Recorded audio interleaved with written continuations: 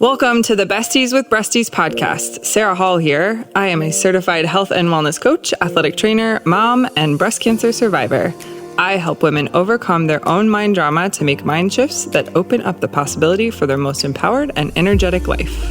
And I am Beth Wilmus, author, speaker, and founder of a human investment organization, otherwise known as a nonprofit, called Faith Through Fire. Our mission is to reduce the fear and anxiety that breast cancer patients feel and replace it with hope and a path toward thriving. This podcast is about our experiences with breast cancer and life after as young survivors and moms.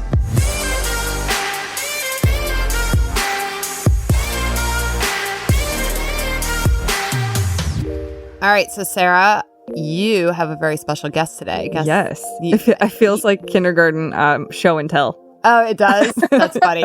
We kind of alluded to it in our previous episode, but Barbara is our guest today, and she is Sarah's mom. So she is going to be with us. She is not a breast cancer survivor, but she did have a radical hysterectomy, and she has graciously agreed to share her experience.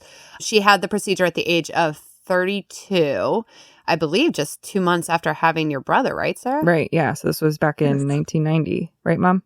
Yes. Yeah. Yes. Yeah. A very eventful year. It was a very eventful year, yeah. I was 5 at the time, so my brother is 5 years younger than me. So I vaguely remember some things, but not a ton. So what we're going to talk about today, we are going to start with your story. So why your doctor recommended surgery. Yeah, what recovery was like, how you felt afterward. And then we're going to wrap up with what life was like years after and now what you want others to know when they're considering surgery. Right. Yeah. But before we dive in, let's hear from our first sponsor. Hair loss is consistently ranked as one of the most feared side effects of chemotherapy treatment. The emotional impact chemo hair loss can have on patients has been well documented. Scalp cooling is a simple treatment that can prevent hair loss caused by certain chemotherapy drugs. The use of scalp cooling is proven to be effective in preventing chemotherapy-induced alopecia and can result in people retaining much of their hair.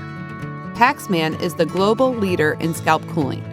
Their cold cap is scientifically proven to reduce hair loss during chemotherapy.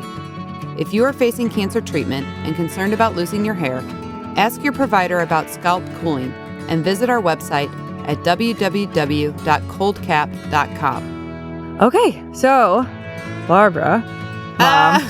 You can't call her that. You can't call her that. Mom. Welcome.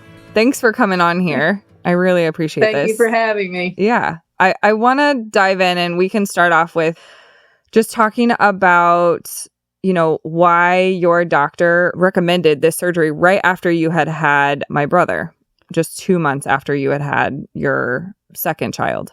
Yeah. What was going on physically to where your doctor recommended this, Barbara?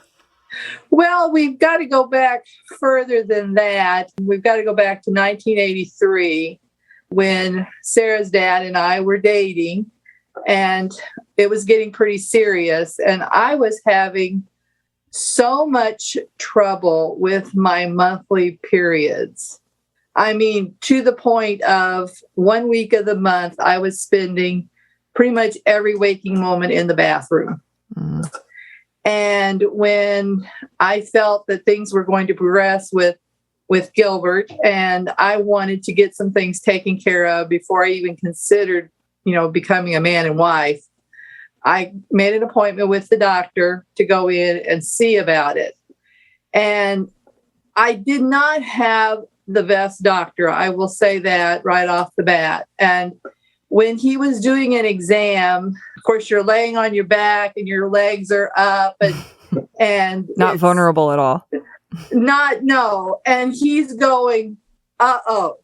Mm. And I'm laying there like, what's uh-oh? What are you talking about? And so then he recommends I go to get an ultrasound. And then the next thing I know, I'm in the hospital and he's doing an exploratory surgery. Well, apparently I had endometriosis, which was well advanced. And at that time, he took out one of my ovaries. And in the space of, I would say 3 or 4 months, I was in the hospital 4 times. And the second time was just to do a test because first path report came back as being negative, nothing was wrong. And then all of a sudden, the pathologist says, well, it appears to be borderline, just very nonchalant. And the doctor said, well, we need to go back in the hospital and do some tests. I sat around the hospital all day waiting for these tests to be done. And all of a sudden he comes in and he goes, we're going to need to take you to surgery tomorrow and do another exploratory. And I just lost my mind. So can I stop you for a minute, Barbara? So you're saying when he went in to do the first exploratory surgery, he went ahead and took your ovary during that surgery without telling you?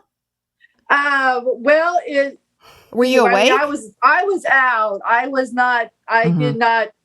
I mean, he went in with the understanding that he was going to look around and see, and apparently one ovary was just totally encapsulated and was totally not going to be functioning. Okay. And the other one, he said, was glued up onto the top of my uterus, and he put it back in place. And it was just, it was so mind-blowing at the time. This was before you had ever had children, before you were married. Yes. Yeah. Right.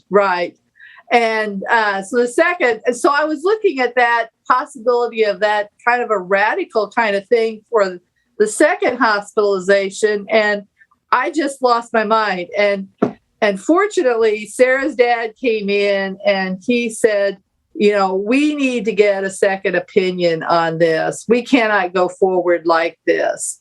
And so we called in another doctor, and he immediately put a halt to things. I went home, made an appointment with him, and went back to see him. And he said, we really need to refer you to a specialist at the university.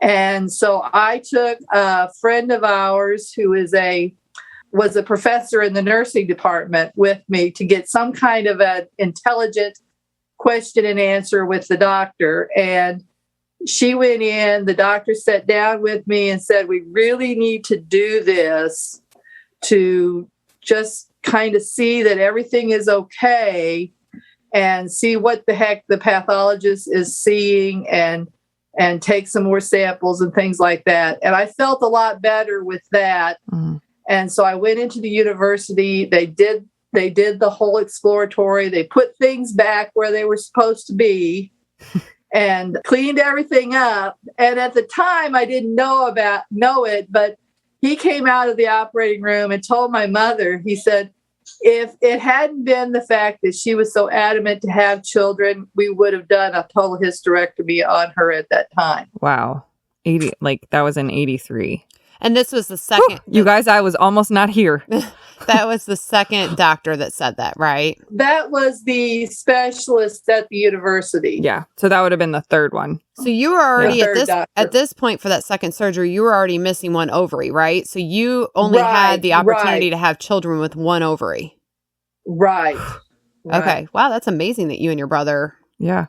Okay. Well, we'll get there. We'll get there. Yikes. Yeah.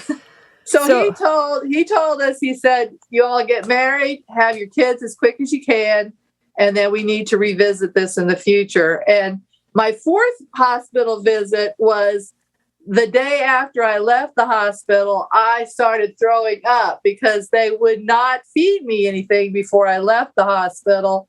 And so I was back into the hospital with an NG tube and everything. And wow. It was a mess. It was a mess. And then 3 months later, I'm getting married, and Gilbert and I are looking at, we've got to get started on our family. This is why Sarah was born 2 years after we got married. I had no trouble getting pregnant with her. But then when we came time we thought, okay, we're ready to add to our family. And so then I started having a little bit of trouble with Jason, and had to go back in and have Band-Aid surgery, the whole open or blow you up and do the exploring. And they found that the ovary that I had left was covered with scar tissue. And so that needed to be lasered in order to get the eggs to be released. Wow. And then right after that I got pregnant with him. Dang, man, Barbara, your ovaries were a little funky, man, but they were strong. Yes. We're fertile, even though it goes round. I was gonna say, you're a fertile myrtle for having all that and being able to have Jason. That's amazing. Well, but then after we had Jason, I went back into the doctor's office. This is the second doctor who came and had stopped the surgery. I moved all my stuff to him because I felt more comfortable with him. So then I went back in to talk to them about something, and I don't even remember what it was. And they go, well, you've got to make an appointment to get in here because you had a pap smear that came back bad. Mm-hmm. And I said, what? Oh, you didn't know that? I did not know this. And so I left the office and went home, and I thought, oh my golly, what is going on? Why can I not get a straight answer from any of these people? Mm-hmm. And so my husband called the doctor's office, told them that I was very upset. And the doctor called me later that night, and he said that he had gone back to the office, and he goes, I always make a note in the chart when I talk to people about things like this. And he said there were no notes on your chart. Therefore, he says, I am so sorry that I did not inform you of this at the time. Mm-hmm. So he said, we made an appointment. We went in, and he said, well, we do this, it's the wash thing, and they do the laser and everything. And we had a boy and we had a girl. We had our $1 million family. And so it kind of was like, I'm going to hold this carrot out in front of you of I can get rid of your monthly periods all in one fell swoop. And which had to have sounded really appealing with everything you'd been through. Right. And knew that I would not be out of commission 1 week of every month. I had to plan to be around a bathroom and everything. And I thought, this sounds really good. And I opted not to breastfeed Jason. And so I was all done with that. And I thought, let's just go ahead and schedule a surgery and let's get everything taken out. But I did not realize the hormonal level and how that would affect you with a newborn, and you're going through all the postpartum stuff. And then all of a sudden you're jerking all of those estrogen hormones out of me. I was a complete basket case. I want to dive into that, like what that was like when you woke up from surgery and what that journey looked like for you. Before we do that, do you guys want to lighten the mood a little bit and do a little boobs? Because yes. I'm blown away by your story, Barbara. Like that is a lot in a very short period of time, which is something we see with a lot of breast cancer patients. I mean, you're coming off a diagnosis and all your surgeries and everything, and treatment. There's never the right time for any of this. No. Yeah. I want to dive into that, but let's do boobs in the news first. Yes. Okay. So boobs in the news is where we read funny tweets from real people or ridiculous news stories.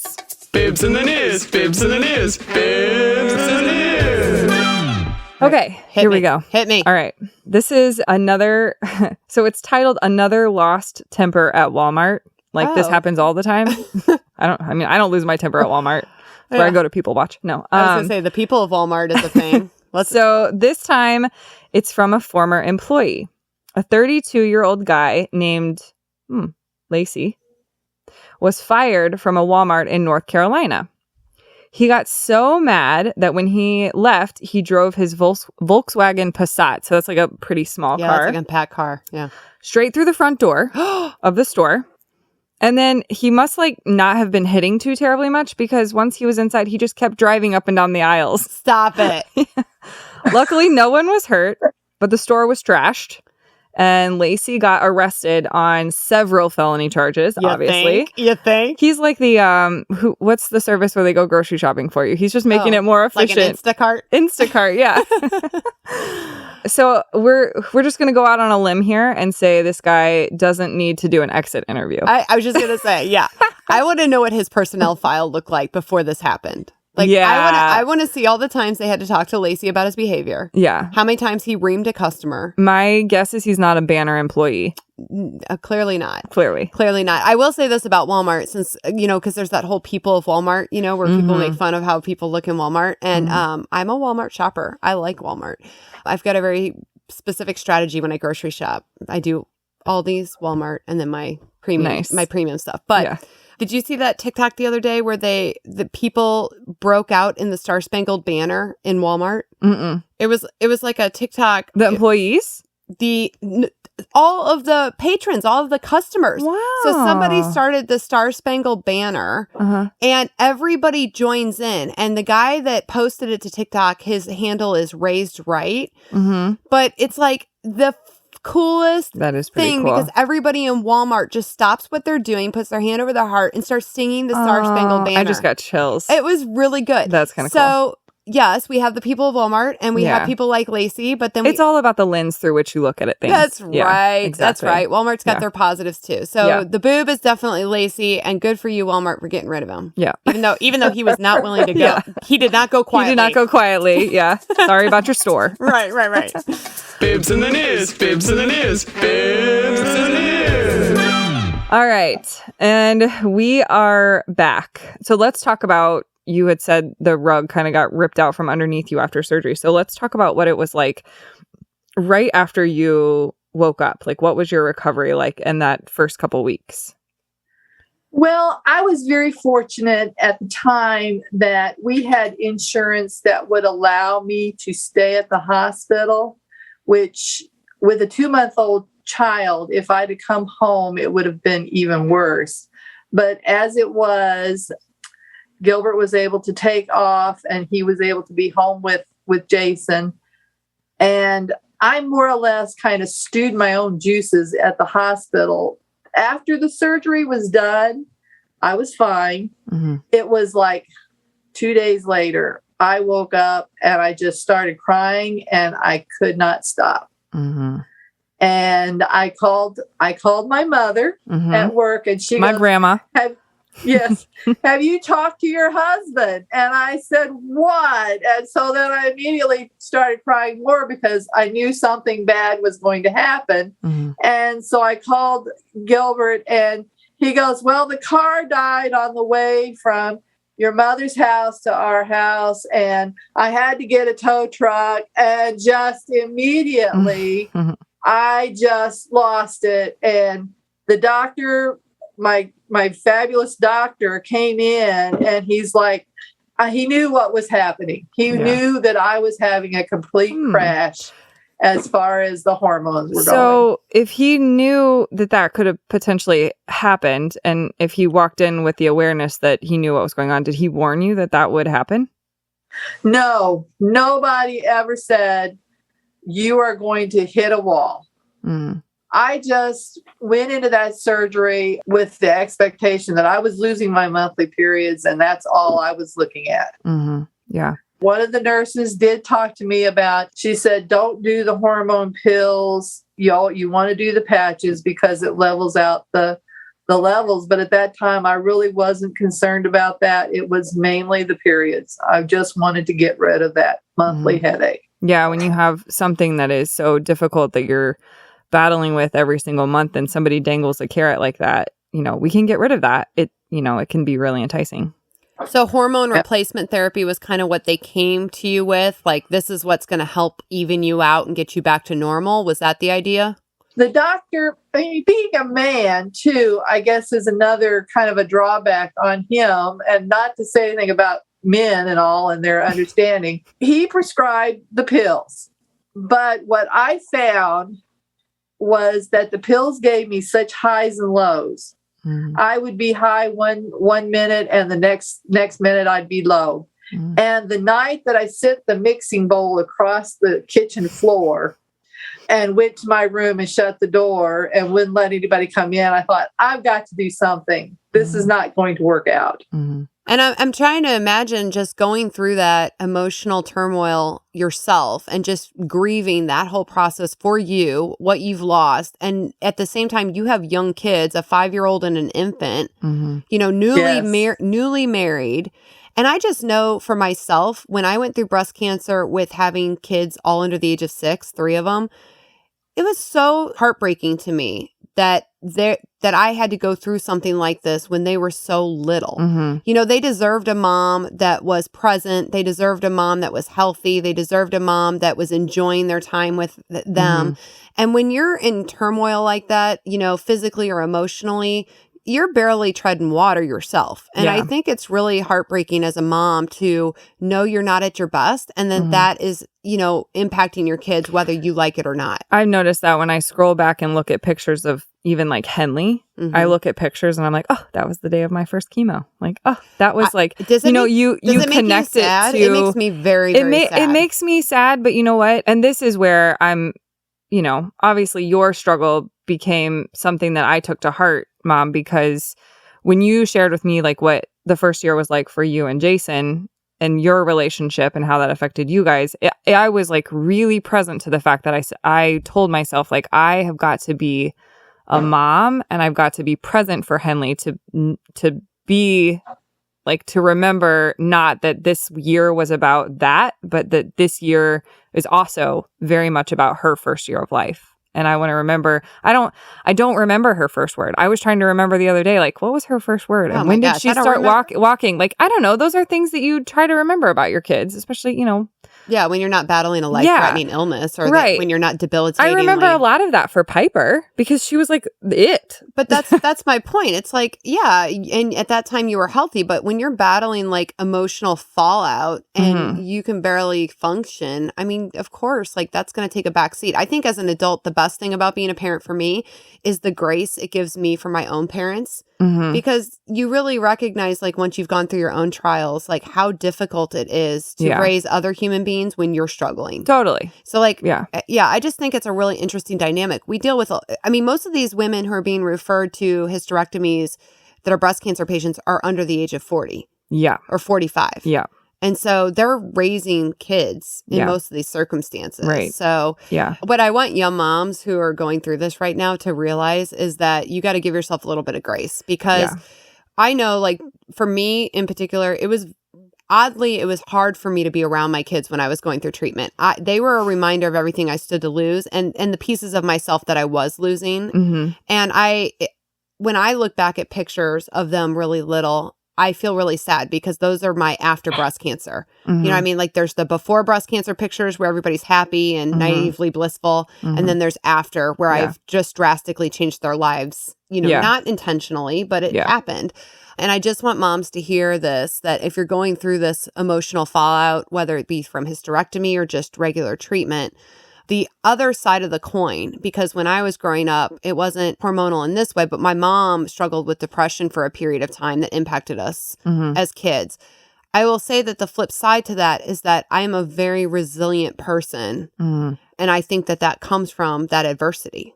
I think that when you are faced with adversity, which is going to happen in your life, whether it stems from your parents or anything else, that one of the things that you can look to is the resiliency that you build from that and the compassion that you develop for those that are struggling. So, if you've never had to deal with hard things, you don't know how to deal with hard things. And that's the learning process, right? And there can be some hurt feelings and there can be some resentments, both from your kids and for yourself.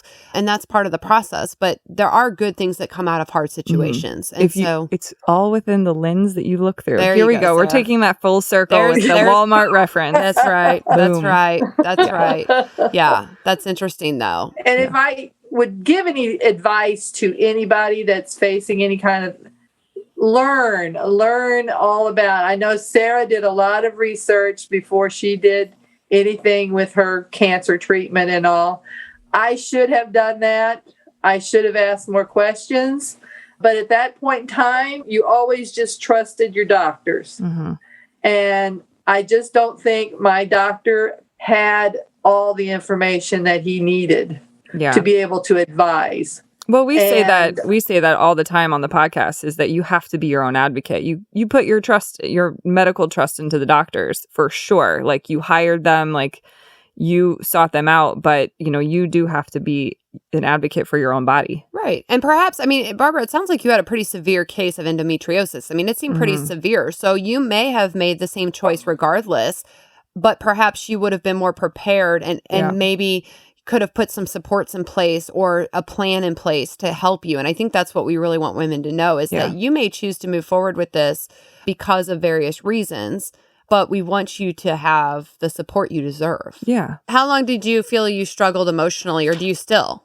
I mean, where are you in the process? I mean, because that's been a long time since you've had that. So is that something that is just a continual struggle for you, or do you feel like there was a certain point where it got a lot better?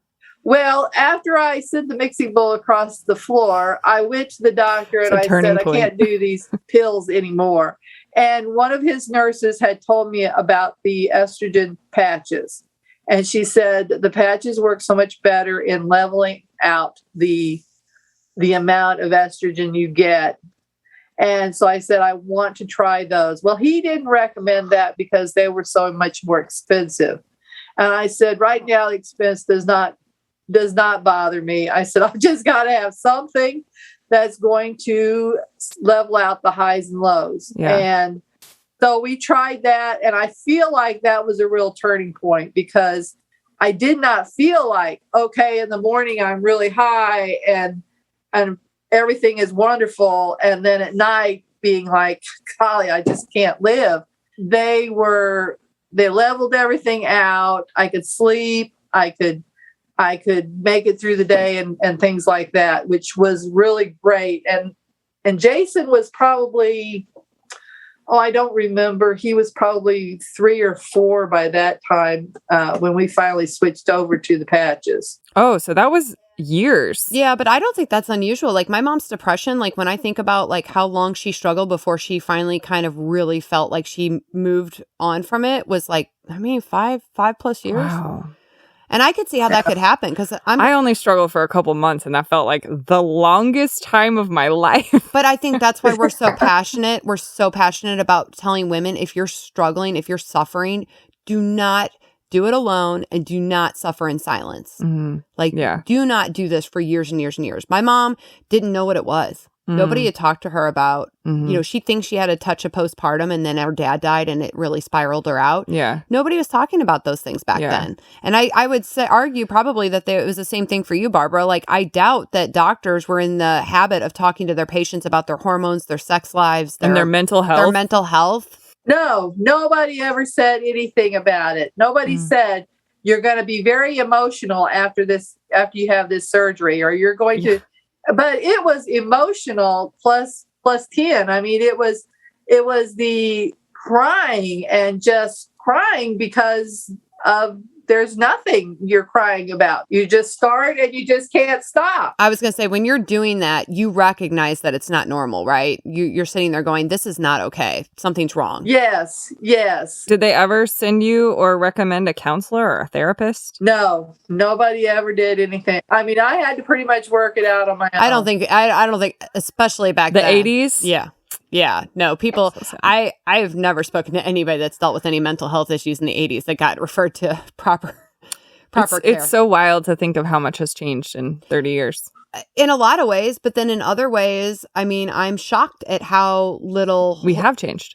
Yeah. I mean, kind of. Yeah. Because I think emotional well-being, that's the whole basis of Faith Through Fire, is that emotional well-being as part of cancer care specifically is lacking. Yeah. They do not address your emotional and mental health in the same way they address your cancer. Yeah. And that is a complete crime in my mind. Mm-hmm. And the same thing with Barbara's experience, or anybody that experiences any kind of surgery that impacts their quality of life to that level. Mm-hmm. You should not be performing a surgery like that on a woman unless you're equipping her with proper mental health care. Right. And you should be educating them. And anybody listening that disagrees with that, I'd love to have you on. Oh, that's a challenge. She's laying down the gauntlet. Drop the mic. Yeah, drop boom. The mic. Because I mean, we see it every day. It's not okay that women are struggling and suffering in silence. They've been through enough. Right, exactly. Well, you got to realize, too, that in the 80s, you're talking about the latter part of where women did not talk about menstrual periods or their cramps or their menopause or anything like that. That's I'm getting the change. Not a social, that going was through not the change. A social norm. And when Sarah came along and she started having her periods, and her boyfriend is running back to the camper to get one of her candy sticks, as she called it, I'm like, you're having him carry that around? Because I would have died before I had my husband. I will say this. Wow, apparently I was really open about that from the get-go. Well, I will say this. It's hilarious. I was talking to a patient the other day, and she's in her 60s, but she's she's totally like hip. And she was shocked at how open we are about sex and, our menstrual periods. And she's just like, oh my gosh. She goes, I love it because I never ever have anybody. She goes, my friends would never talk about this. Oh, well. So I'm like, oh, we keep it real, ladies. Yeah, right. We keep it real. I mean, like if you're not, I don't know. I would never want anybody to not talk about it because why would you want to suffer through something? And not that we're all suffering. Maybe the point is that we shouldn't be suffering with our period, which is why nobody talked about it. And then when people started suffering with their period, they stopped talking about it because nobody was talking about it. I don't know. This sounds like a cycle. I was going to say, I didn't follow any of that. Yeah, okay. It made sense in my mind. I know I'm with you, regardless of whatever you said. So, well, Barbara, it sounds like you've been through a lot. I really appreciate you sharing your story because I think it's important that women hear about this and that they kind of know. Yeah, for sure. I very much agree. It was a huge help in my journey just because I'll never forget that day that I asked you and we were talking about like, how is this hormone therapy going to affect me? And, and you're like, this is how, and you were very real with me, and which in a way super, super duper scared me. But in the other way, it made me face what was going to have to be real and what I was going to have to make real in my reality because I was going to have to go through something similar at a similar time as you did. Like it's very wild how aligned we were. I think that's why I feel so much grace toward my parents. It's like when you go through it yourself and you've got young kids, all of a sudden you're like, wow, it is really hard to take care of yourself and take care of other human beings. Right. So it's helpful to share what's hard for you. Right. You never know who it's going to help. So. Right. Exactly. Yeah. Exactly. Yeah. Yeah. Well, thank you so much, Mom. Yep. You're welcome, sweetheart. Before we wrap up for today, let's hear from our second sponsor. SSM Health is a proud sponsor of the Besties with Breasties podcast. 1 in 8 women will be diagnosed with breast cancer during their lifetime. Early detection is key, and keeping up to date on yearly mammograms could be life-saving. At SSM Health, we offer patients in the St. Louis area online scheduling for mammograms, including next-day appointments. Visit ssmhealth.com/schedule-mam to make your appointment now. All right. Next time. Go for it. Well, we're going to continue our discussion. Well, are we? No, we're not. This is the last one. Yeah, this is the last one. We have debated, guys, on whether we need to completely switch things up and do something really random, like just inject a random episode into our lineup, or if we should just keep going on a path that makes sense. And we're kind of leaning toward random. Yeah. So we haven't decided yet what our next episode's going to be. So how's that? Yeah. We were thinking about doing a favorite things episode, which would be our random episode where we talk about products and things. We're like Oprah now. Yeah. Like Oprah's favorite things. Yeah. She is retired, more or less. We're now Oprah. Okay. This is Beth and Sarah's favorite things. It's kind of like a Christmas in July episode. Or we are going to go maybe into resiliency. Yeah. So we don't know what we're doing yet. It's going to be a choose your own adventure. Tune in next time to find out what we chose. There you go. That's right. All right. Until next time, guys. See ya. If you are a breast cancer survivor and you love Besties with Breasties, make sure you join our survivorship support network at faiththroughfire.org to gain access to exclusive episodes that are ad-free and uncensored.